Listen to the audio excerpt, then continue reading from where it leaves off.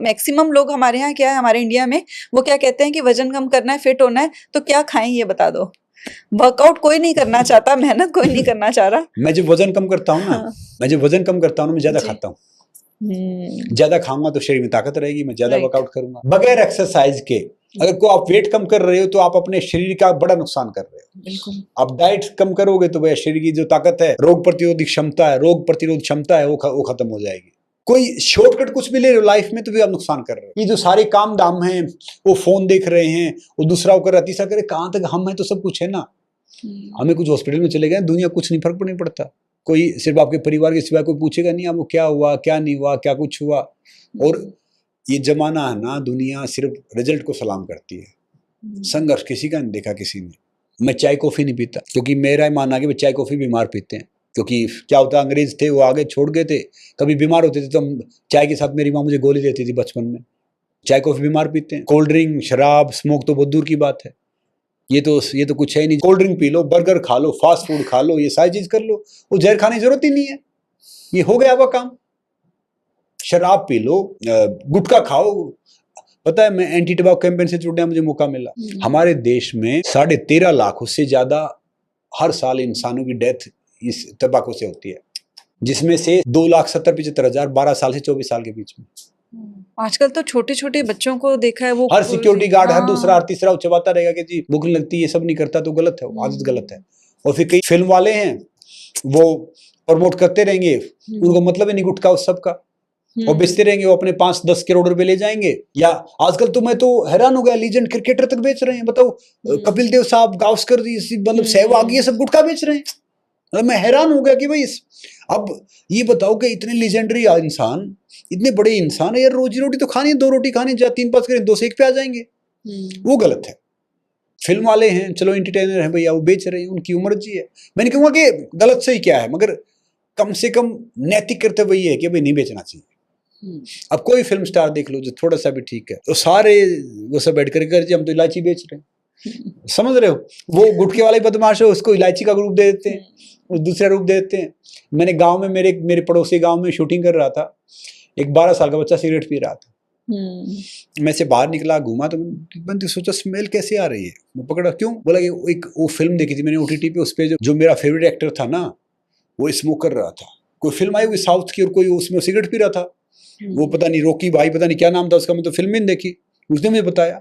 तो ये इम्पैक्ट तो है, इफेक्ट तो, स्मोकिंग लाउंज बना दिया एयरपोर्ट पे, यहाँ पे होटल में, ये सब मैं कह रहा हूँ ये बंद तो होना चाहिए, ये तो और ज्यादा मारता है। और छोटे छोटे बच्चों को आजकल लगी हुई है हैबिट्स ना, छोटे छोटे बच्चे आजकल स्मोक कर रहे हैं, और मतलब वो कूल समझ रहे हैं अपने आप को ये सब करके। वो कूल नहीं है ये सब, उन्हें क्या बताए, थोड़े दिन में पता चलेगा उनको। ये सब फालतू कूल होता है, बहुत शांत रहो, बहुत संयमित रहो, बहुत हल्की फुल्की लाइफ जियो, वो एक्चुअली कूल है।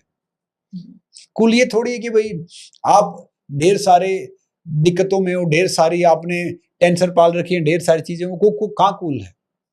सही बात है। पता है आप, मतलब मैं तो चाहती हूँ कि आपके थ्रू सबको ये पता चले कि एक्चुअली कूल होने का क्या मतलब है, क्योंकि अभी जो बच्चे जिनसे इन्फ्लुएंस हो रहे हैं वो तो ये बता रहे हैं कि गालियां दो, उल्टी सीधी बातें करो और स्मोक करो, ड्रिंक करो, पार्टी एनिमल बनो, जैसे आप कहते हो, वही कूल है। एक्चुअली कूल होने का मतलब है कि भैया टाइम से उठो, सूर्य उगने से पहले उठ जाओ, और 10 बजे 10:30 बजे सोने चले जाओ, क्योंकि 11 से 2 हमारे लिए खून बनाता है, जो बहुत काम करता है। चाहे नींद भले भी नहीं आए, लेट जाओ आप 11 बजे से बिस्तर पे लेट ही जाओ, और आप हेल्दी खाना खाओ, घर का बना हुआ। 12 खाना मत खाओ। देखो मैं कहीं जाता हूँ, पानी भी अपना पीता हूँ, और अपने सारे काम करो। शाम को डायरी में लिख लो कि भाई मुझे कल ये काम करना है, इससे बात करनी है, ये चीजें करनी है, वो सब काम करो, और बड़े साधारण जिंदगी जियो। आपके माता पिता आपके साथ रहते, उनके पैर छुओ, उनकी सेवा करो। जो आपके गुरुजन हैं, जो आपसे सीखते हो जिनसे, उनको बड़ी इज्जत दो, सबकी इज्जत करो। तो एक्चुअली सही मायने में वो सबसे बड़ा कूल है। अब ये मोबाइल ऐसा है कि मोबाइल जब डोरी से बंधा था ना, हम सब आजाद थे, अब सब बंध गए हैं उससे, क्योंकि क्या है कि हम उसी में लगे रहते हैं। एक आ गया, बोला जी मेरा लड़का इज्जत नहीं करता, क्यों, बोला हम घर पे जाता हूँ ना तब मोबाइल तो साइड में रख देता। मैंने कहा भैया इज्जत वही है, आजकल वो पैर छूना और सब चला गया जमाना। अगर अपना मोबाइल साइड में रख रहा है तो एक्चुअली आपकी इज्जत कर रहा है। तो वही है। अब कूल का डिफरेंट लगा लिया। अब बहुत से ये होंगे कि भैया बालों में बच्चे जेल लगाएंगे, दूसरी चीज करेंगे, तीसरी चीज करेंगे। अच्छी बात है, उम्र है, उसके हिसाब से होना भी चाहिए। हर उम्र का एक शौक होता है, मगर फिर धीरे धीरे समझ में आ जाती है कि भाई ये बचेंगे तभी जब आप सही तरीके सरसों का, नारियल का तेल लगाओ जो घर का बना हुआ है। जो बाहर के दूसरे तीसरे तेल हैं जो और दूसरे हैं, वो बाद में समझ में आता है कि भाई ये जो महकने वाले हैं, चेकने वाले हैं कि भाई ये सही नहीं है। सही तो ये रूट से जो जुड़े रहोगे ना वो सही है, वो फिर हमें बाद में समझ में आता है जब हम we mature with damage not age. जब हम उसके पास जाते हैं ना तो फिर पता चलता है कि भाई ये सही है। तो इसलिए कुछ भी चल रहा, देखो हर क्रिया की प्रतिक्रिया है इस संसार में, तो क्या हो रहा है, क्यों हो रहा है, कैसे हो रहा है, उसमें घुसना नहीं चाहिए, तो आप कूल रहोगे। उसमें ज्यादा घुसोगे ना तो आप परेशान रहोगे। और तन जितना घूमता रहेगा मन उतना शांत रहेगा, मन जितना घूमता रहेगा तन उतना शांत रहेगा। तो अच्छा तन को ही घुमा लो, मगर कुछ भी करो आपका शेड्यूल मत बिगड़ने। हर चीज को आप कंट्रोल में रखो, आपको उसके ऊपर हावी मत होने दो। हावी हो रही फिर भी सोचो कि भाई मैं क्या कर सकता हूँ। अब मैं कहीं चला जाऊं, मेरी एक चीज बहुत फिक्स है, मेरा पानी का गिलास रहता है साथ में, मैं उस गिलास में पानी पीता हूँ। और मैं वर्कआउट बहुत करता हूँ, मतलब मैं कहीं भी चला जाऊंगा व्यायाम में जरूर करूंगा, एक्सरसाइज में जरूर करूंगा। चाहे मुझे कहीं भी गया हूँ, इधर गया हूँ उधर गया हूँ, कहीं भी गया हूँ, चाहे एक कमरे में मेरा मेट मेरे साथ रहता है। मेरे वर्कआउट आजकल डिजाइनर हैं, वो तो कपड़े तो उधर ही आ जाते हैं, मगर वो मैं पहन के वो सारी चीजें उसमें सारा वही मिलेगा, निक्कर बनियान ये सब वो सब सारी चीज ये। और फिर मेरा खाना बहुत रहता है, मैं भी सुबह चला गया तो मैं होटल का क्या होता है कि ब्रेकफास्ट ठीक होता है, और शाम को दलिया खिचड़ी खाता हूँ। मैं अपना घी, अपनी हल्दी, अपना नमक, घी हल्दी नमक और थोड़ा सा मैं जैगरी गुड़, कुछ अपना मीठा घर का बनाओ साथ लेके चलता हूँ। अच्छा, वो खाता हूँ। सही बात है। ये तो अपना मतलब हेल्थ को अपना साथ साथ, वही आपने कहा कि अपना स्केड्यूल नहीं बदलना चाहिए कहीं भी जा रहे हो।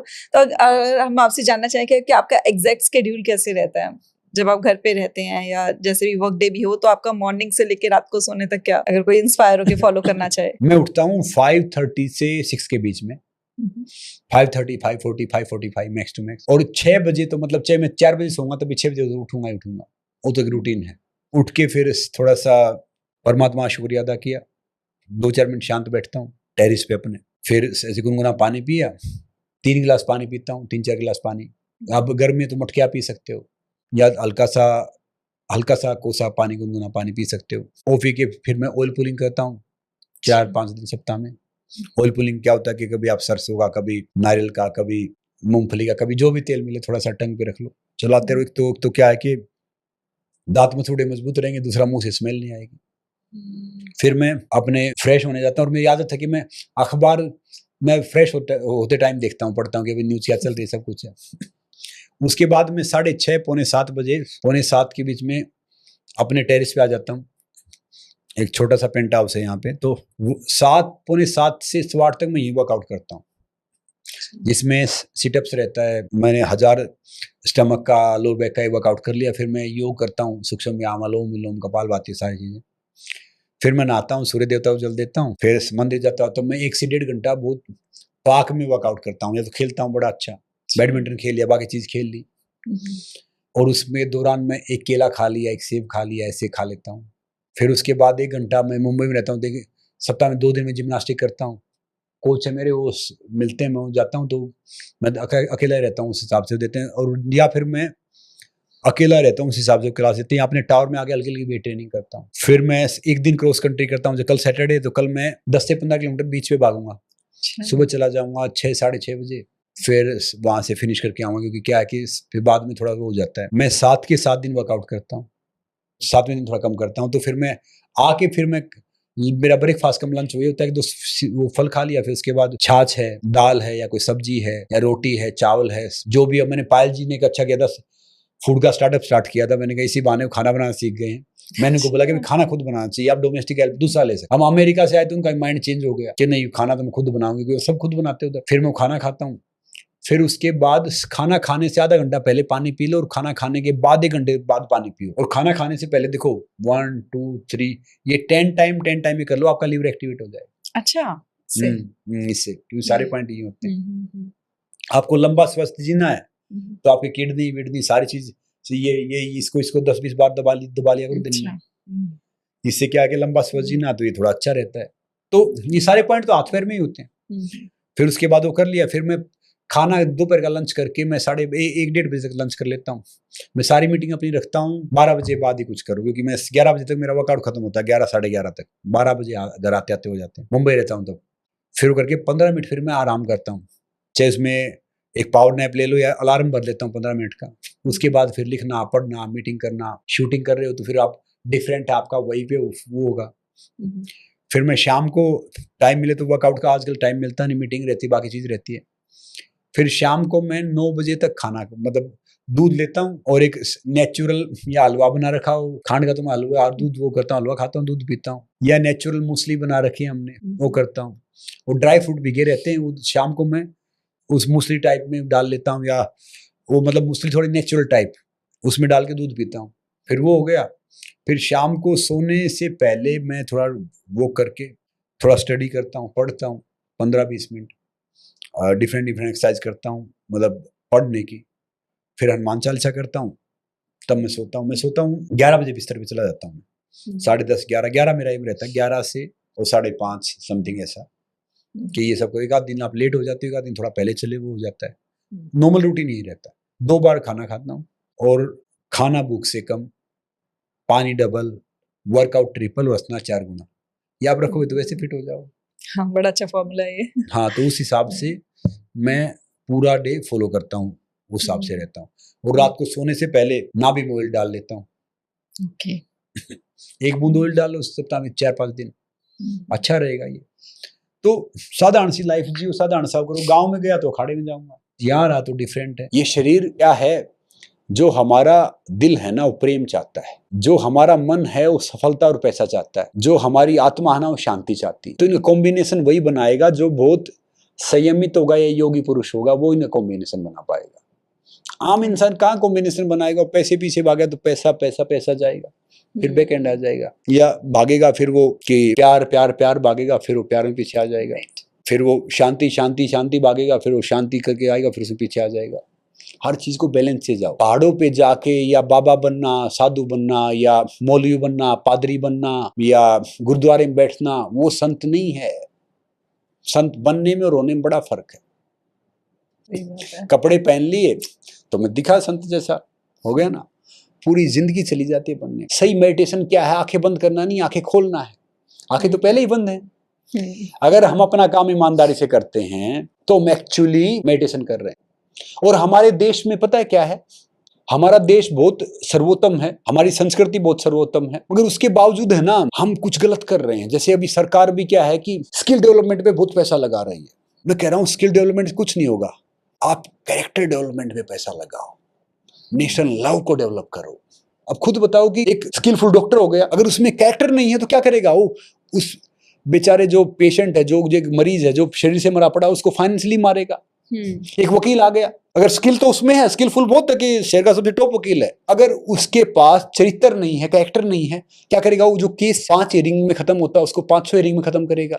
कोई जज आ गया, कैरेक्टर वो स्किलफुल तो है मगर उसका कैरेक्टरफुल नहीं है, चरित्र नहीं है, वो उसके लिए वो न्याय नहीं करेगा, फैसला करेगा। और कोई IAS IPS IRS civil servant आ गया, स्किलफुल है, कैरेक्टर स्ट्रॉन्ग नहीं है, तो क्या करेगा कि वो खुद गुंडा बदमाश बन के आ जाएगा, वो आपके ऊपर ढेर सारे कर ठोकेगा। तो भैया सिखाना तो उनको चरित्र डेवलपमेंट सिखाओ, कि देश के लिए प्यार सिखाओ। तो मैं प्राइम मिनिस्टर साहब से भी एक बार मुझे मौका मिलेगा मिलने का, तो मैं उनको बोलूँगा कि जी स्किल डेवलपमेंट पे तो काम करो, मगर साथ में है ना कैरेक्टर डेवलपमेंट पे भी काम करो। बहुत जरूरी है आज, ये बहुत जरूरी है। देखो जिंदगी में 3 चीज बहुत जरूरी है, स्किल, विल और कैरेक्टर। स्किल बहुत जरूरी है। स्किल स्पोर्ट्स में जैसे मेरे स्किल है तो भैया मैं रिंग में खड़ा रहूंगा, मगर गिर गया तो फिर मेरी विल मुझे उठाएगी। वाह, सही बात है। और विल मेरी तभी काम करेगी जब मेरा कैरेक्टर डेवलप है, अदरवाइज वो विल भी मकार हो जाएगी। बिल्कुल सही बात है। तो इसलिए हम जो भी कुछ करें बच्चों को भी सिखाएं। बच्चों को ये ज्यादा पढ़ाना ये करना अच्छी बात है, पढ़ शिक्षा अच्छी बात है, मगर सच बताऊं जो मैंने अपनी जिंदगी में पढ़ा है ना, मेरी जिंदगी में कोई भी काम नहीं आया। जो मैंने स्कूलों से सीखा है, कॉलेजों से सीखा, मेरी जिंदगी में एक भी काम नहीं आया। पानी का फॉर्मूला H2O है, कभी प्यास लगे मैं H2O लिख के पानी थोड़ी पी लूंगा। ये थीटा लगाओ, मुझे पता नहीं जिंदगी में क्या थीटा है।